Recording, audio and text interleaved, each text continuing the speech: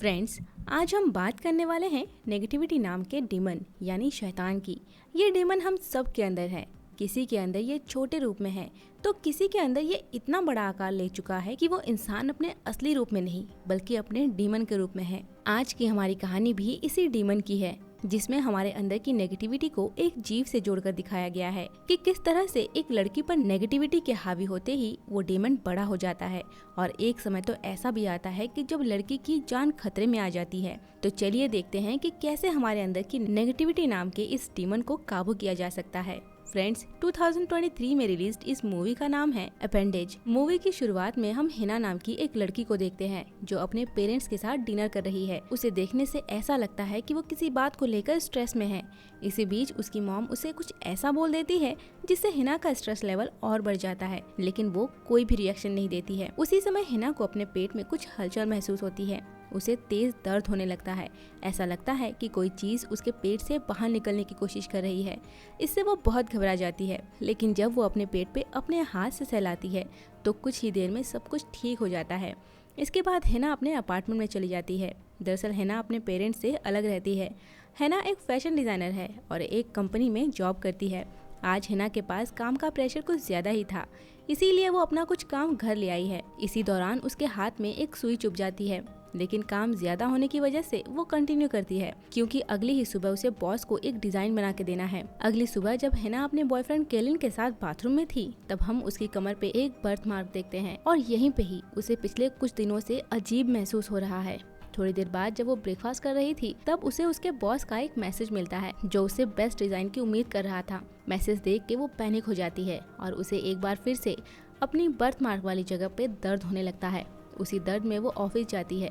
यहाँ हम हिना की दोस्त और कलीग ईस्टर को भी देखते हैं। ईस्टर भी हिना के ही जैसे फैशन डिजाइनर है और हिना और कैलिन की कॉमन फ्रेंड है। ईस्टर ने भी एक ड्रेस बनाई थी, लेकिन बॉस को दोनों का ही डिजाइन पसंद नहीं आता, बल्कि हिना की ड्रेस पे खून का धब्बा होने की वजह से वो उसकी बहुत इंसल्ट करते हैं। इन बातों से हिना को बहुत बुरा लग रहा था, इसीलिए वो वॉशरूम चली जाती है। लेकिन वॉशरूम में उसे एक बार फिर से अपनी बर्थ मार्क वाली जगह पे तेज दर्द होने लगता है। उसे ऐसा लगता है जैसे उसके पेट से कोई चीज निकलने की कोशिश कर रही हो। ईस्टर बाहर से हिना से पूछती है कि कोई परेशानी तो नहीं, लेकिन हिना उसे कोई जवाब दिए बिना ही वहाँ से चली जाती है। उसी शाम जब वो अपने बॉयफ्रेंड केलिन के साथ थी और दोनों एक दूसरे के करीब आने की कोशिश कर रहे थे, तो केलन का हाथ उसके बर्थ मार्क पे पड़ता है, जिससे हिना घबरा के खड़ी हो जाती है।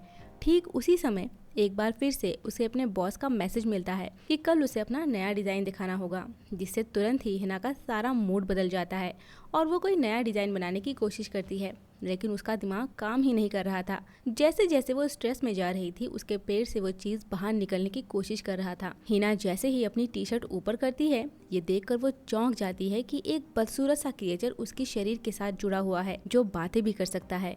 वो हिना को सिर्फ बुरी बातें ही बता रहा है। एक पल के लिए हिना सोच में पड़ जाती है कि शायद ये कोई बुरा सपना होगा, और अगले ही पल वो बेहोश हो जाती है। होश में आने पर वो देखती है कि उसके पेट से खून निकल रहा है, यानी कि उसके साथ अभी जो कुछ भी हुआ था वो सपना नहीं था। इतने में वो क्रिएचर उसके ऊपर कूद जाता है और घबरा कर हिना उसे दूर फेंक देती है। क्रिएचर को दूर पड़ा देख हिना उसे कुछ कपड़ों में छुपा देती है और अपने जख्म पर बैंडेज लगाने के बाद वो एक बार फिर से काम में लग जाती है और इस बार वो अपने पेट के जख्म से इंस्पायर्ड एक ड्रेस डिजाइन करती है जो उसके बॉस को बहुत पसंद आता है और खुशी से वो उसे प्रमोट भी कर देते हैं। ईस्टर अपने दोस्त के लिए खुश थी कि उसने इतना अच्छा काम किया, लेकिन हिना का जख्म अभी भी ठीक नहीं था, उससे खून बह रहा था। इसीलिए वो डॉक्टर के पास जाती है। डॉक्टर का कहना है कि ये किसी तरह की एलर्जी है जो कि बिल्कुल उसके बर्थ मार्क पे आया था। हालांकि हिना डॉक्टर को सच नहीं बोलती है कि यहाँ से एक क्रिएचर निकला है। उसी शाम को वो ईस्टर के साथ क्लब में बैठी हुई थी। साथ ही वो अपने बॉयफ्रेंड केलिन को भी कई सारे मैसेज करती है, लेकिन वो उसे रिप्लाई नहीं कर रहा था। और उसी समय ईस्टर के फोन पे आए केलिन के एक मैसेज से उसे शक होता है कि शायद केलिन और ईस्टर के बीच कुछ चल रहा है।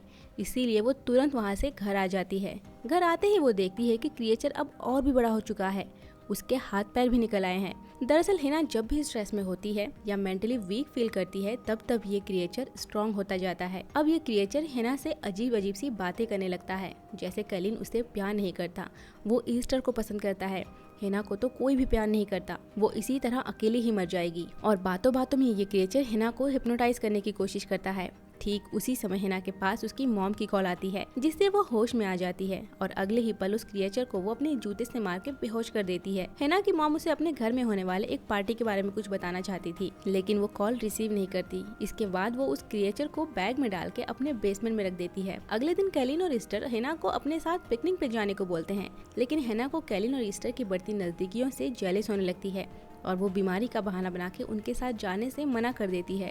कैलिन और ईस्टर को हिना का इस तरह का बिहेवियर थोड़ा अजीब लगता है। उनके जाते ही हिना इंटरनेट पर ऐसे इन्फॉर्मेशन सर्च करती है जैसा कि उसके साथ हुआ था और उसे कुछ ऐसे लोगों का ग्रुप भी मिलता है जो ये दावा करते हैं कि वो भी इन्हीं हालात से गुजर रहे हैं या गुजर चुके हैं और वो हर संडे को एक जगह मिलते हैं। इसीलिए उनकी लोकेशन फाइंड करके हिना भी उस जगह पहुंचती है जो शहर से थोड़ी ही दूर एक खाली बिल्डिंग में इकट्ठा हुए हैं। हिना वहां कुछ लोगों से मिलती है।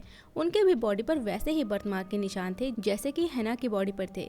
इस ग्रुप का लीडर फ्रेड हिना को बोलता है कि हम सभी के साथ ये हुआ है, यानी कि उन सब की बॉडी से भी एक क्रिएचर निकला था। ये सुन के हिना को जैसे अपने कान पे यकीन ही नहीं होता कि ये सब सच है। यहाँ हिना को आज पहली बार पता चलता है कि इस क्रिएचर को ये लोग अपेंडेज बोलते हैं। हिना उनसे बोलती है कि हमें हॉस्पिटल जाना चाहिए। अगर हम सभी एक साथ डॉक्टर को ये बताएंगे तो उन्हें हम पर यकीन करना होगा, लेकिन फ्रेड बोलता है कि इससे कोई फायदा नहीं होगा क्योंकि ये बहुत ही रेयर डिजीज है। हमारे कुछ साथियों ने ऐसा ही किया था और अब उन पर एक्सपेरिमेंट्स हो रहे हैं। हमें साथ मिलकर ही इससे लड़ना होगा और हमने पहले ही एक तरीका ढूंढ लिया है। फ्रेड आगे बोलता है कि अपेंडेज अपने होस्ट की कमजोरियों और उसके डर पर जीता है। इसे अपने होस्ट के बारे में सब पता है। इसके पास कुछ शक्तियाँ भी हैं, जैसे ये तुम्हें हिप्नोटाइज करके तुम्हारे दिमाग और शरीर को कमजोर कर देगा। हिना पूछती है कि फिर हम इसे खत्म कैसे कर सकते हैं। फ्रेड बोलता है क्योंकि ये अपेंडेज हमारे ही बॉडी का हिस्सा है, इसीलिए अगर तुम इसे नुकसान पहुंचाओगी या मारोगी तो तुम पर भी असर होगा। फ्रेड उसे एक इंजेक्शन के बारे में बोलता है कि इससे अपेंडेज हमेशा बेहोश रहेगा, जिससे ये अपने होस्ट को नुकसान नहीं पहुंचाएगा और हम लोग अपनी जिंदगी आसानी से जी सकते हैं।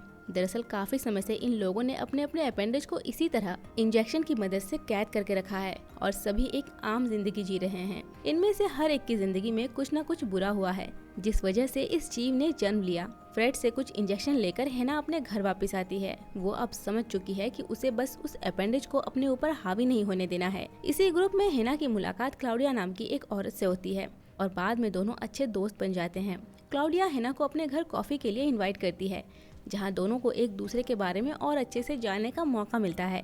लेकिन हिना को क्लाउडिया के घर पे किसी के छटपटाने की आवाज आती है। हिना के पूछने पर क्लाउडिया उसे बोलती है कि ये मेरा अपेंडेज है, जिसे उसने पिछले 1 साल से कैद करके रखा है। लेकिन हिना उसे पूछती है कि फिर तुमने उसे बेहोश करके क्यों नहीं रखा।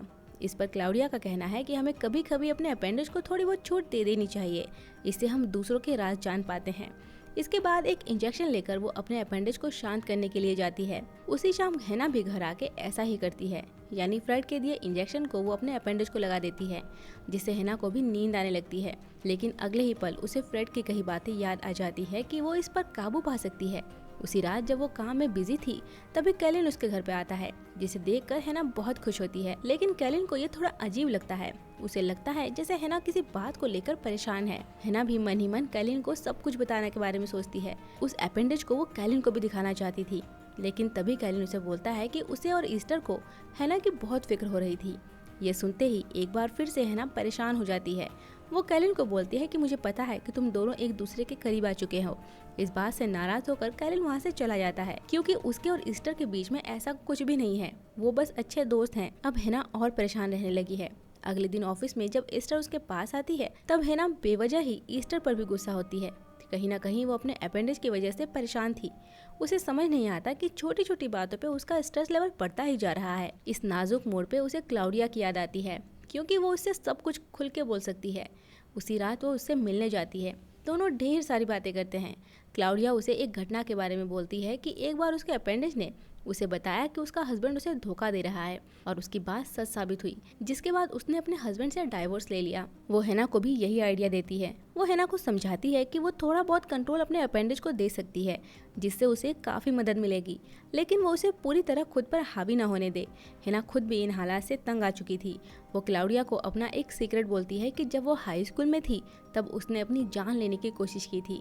उसने अपनी ही कार का एक्सीडेंट करवाया था, लेकिन किसी तरह वो बच गई और तब से उसकी मॉम उससे बहुत नाराज रहने लगी है। लेकिन किसी ने भी उसे समझाने की कोशिश नहीं की कि उसे इस तरह का काम नहीं करना चाहिए था, और तभी से हिना हमेशा अपने आप में ही रहती है। वो कभी भी अपनी परेशानी किसी से भी शेयर नहीं करती है। उस रात जब वो अपेंडिज को बेहोश करने गई तो वो उसकी कुछ बातें सुनने लगती है, लेकिन ये जीव इतना चालाक है कि वो तुरंत ही हिना को हिप्नोटाइज कर लेता है। हिना उसे इंजेक्शन लगाने की बहुत कोशिश करती है, लेकिन वो इंजेक्शन खाली था। उसका अपेंडिज हिना पर बुरी तरह हावी हो चुका है और देखते ही देखते हिना बेहोश हो जाती है। जब उसे होश आता है तब वो देखती है कि उसका अपेंडिज वहाँ से गायब हो चुका है। इस बात से हिना बहुत परेशान हो जाती है और उसे ढूंढने लगती है। इतने में उसकी मॉम की कॉल आती है और वो हिना को याद दिलाती है कि उनके यहाँ पार्टी है और उसे कुछ खाना लाना होगा। इसीलिए फिलहाल अपेंडिज को ढूंढने का काम छोड़ के वो अपनी मॉम के लिए खाना लेने के लिए जाती है, लेकिन उसकी तबीयत कुछ ठीक नहीं लग रही थी। वो वॉमिट करती है उसी खाने पे जो वो अपनी मॉम के गेस्ट के लिए लेकर आई थी। इस बात से उसकी मॉम को बहुत गुस्सा आ जाता है। हिना अपने डैड से माफ़ी मांगती है और अपने अपार्टमेंट में चली जाती है। जाते हुए वो रास्ते में क्लाउडिया को कॉल करके सारी घटना के बारे में बोलती है। वो आगे बोलती है कि मुझे समझ नहीं आ रहा कि अब मैं क्या करूं, तुम प्लीज मेरे पास जल्दी से आ जाओ। कॉल डिस्कनेक्ट करके वो अपने घर के अंदर जाके सो जाती है। दरअसल हिना के अंदर की नेगेटिविटी उस पर हावी हो रही थी, जिस वजह से उसका अपेंडिज अब और भी शक्तिशाली हो गया और उसने एक इंसान का रूप भी ले लिया है। वो हिना के डर और नेगेटिविटी से अपनी ग्रोथ कर रहा है। हिना जब सो जाती है तब वो हिना के करीब आता है और अपनी लंबी सी जीभ निकाल के उसकी बॉडी से अपने आप को कनेक्ट कर लेता है। इस तरह से वो हिना की सारी एनर्जी अपने अंदर ले लेता है। हम देखते हैं कि थोड़ी ही देर बाद वहाँ क्लाउडिया आई है। यहाँ हमें पता चलता है कि क्लाउडिया भी एक अपेंडेज है और उसने हिना को फंसाया है ताकि वो अपने अपेंडेज को आज़ाद कर दे, और वो इंजेक्शन भी क्लाउडिया ने ही उससे खाली करवाया था। असली क्लाउडिया तो अपने घर में कैद है और बाहर उसका अपेंडेज घूम रहा है। उस दिन जो क्लाउडिया के घर से छटपटाने की आवाज आ रही थी वो दरअसल असली क्लाउडिया की थी। हम देखते हैं कि अब हिना का अपेंडेज भी बिल्कुल उसी की तरह ही दिख रहा है, बस फर्क इतना है कि उसकी आंखें अलग थी। क्लाउडिया उसके लिए लेंसेज लेकर आई थी जिससे कि वो अपनी असलियत छुपा सके।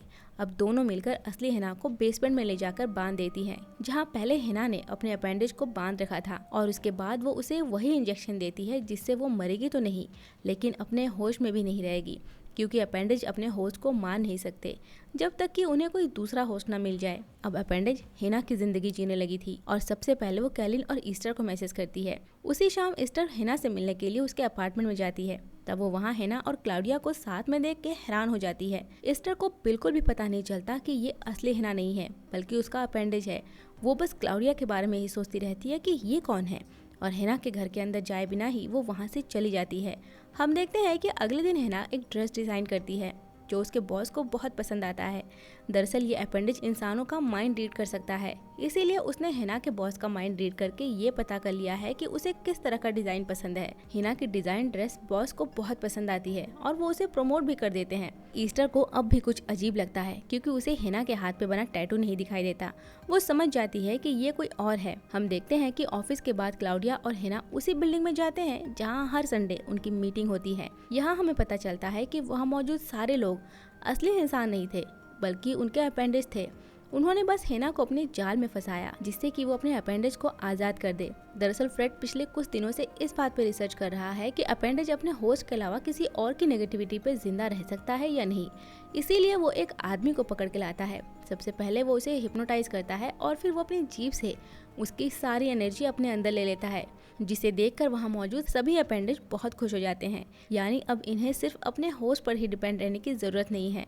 दूसरी तरफ ऑफिस के बाद ईस्टर जब हिना के घर जाती है तब वो देखती है कि हिना का दरवाज़ा बंद है, लेकिन जब उसने खिड़की से झांक के अंदर देखा तो वो हैरान हो गई। वो देखती है कि असली हिना को अंदर कैद करके रखा गया है। वो बिना देरी के खिड़की तोड़कर उसे बचा लेती है, लेकिन उसकी हालत इतनी खराब हो चुकी थी कि ईस्टर उसे जल्दी से हॉस्पिटल ले जाकर एडमिट करवा देती है। हॉस्पिटल में ईस्टर को सारी बातें पता चलती है कि असल में हिना के साथ क्या क्या हुआ है। हिना भी ईस्टर से अपने बिहेवियर के लिए माफ़ी मांगती है। ईस्टर के उसके पास होने की वजह से हिना को अब काफ़ी अच्छा महसूस होने लगा है। दूसरी तरफ हिना का अपेंडिज कैलिन से मिलने जाती है। जहाँ वो उसे सिड्यूस कर रही थी। अपेंडिज को कैलिन का एक राज पता था कि जब कैलिन की मॉम गुजर गई थी तो वो बुरी तरह टूट गया था। इसीलिए कैलिन की उसी कमजोरी का फायदा उठा के अपेंडिज उसे अपना शिकार बनाने के फिराक में है। लेकिन तभी अपेंडिज हिना देखती है कि उसका एक दांत टूट गया है। वो क्लाउडिया को कॉल करती है। क्लाउडिया उसे बोलती है कि इसका मतलब ये है कि असली हिना उनके कैद से आजाद हो गई है। उसे जल्द ही अपने लिए कोई नया होस्ट ढूंढना पड़ेगा। वो तुरंत कैलिन को अपना शिकार बना लेती है। वहीं हॉस्पिटल में हिना को महसूस होता है कि उसके अपेंडिज ने अब किसी और को अपना शिकार बना लिया है, क्योंकि हिना को फिर से कमजोरी महसूस होने लगी है। इसीलिए वो ईस्टर को लेकर तुरंत कैलिन के पास जाती है। वो देखती है कि उसका अपेंडिज अब कैलिन की एनर्जी को अपने अंदर समा रहा है। इससे पहले कि वो कैलिन को बचाती, वहाँ मौजूद क्लाउडिया उस पर हमला करती है और उसे उसी इंजेक्शन से बेहोश करने की कोशिश करती है। तभी ईस्टर एक निडल क्लाउडिया के पैर में घुसा देती है। हिना वही इंजेक्शन क्लाउडिया को लगा देती है, जो वो कुछ देर पहले हिना को लगाने वाली थी। इसके बाद कैलिन को बचाने के लिए वो अपने अपेंडिज की जीभ काट देती है, जिससे उसका अपेंडिज बहुत कमजोर हो जाता है। लेकिन हिना उसे मारती नहीं है।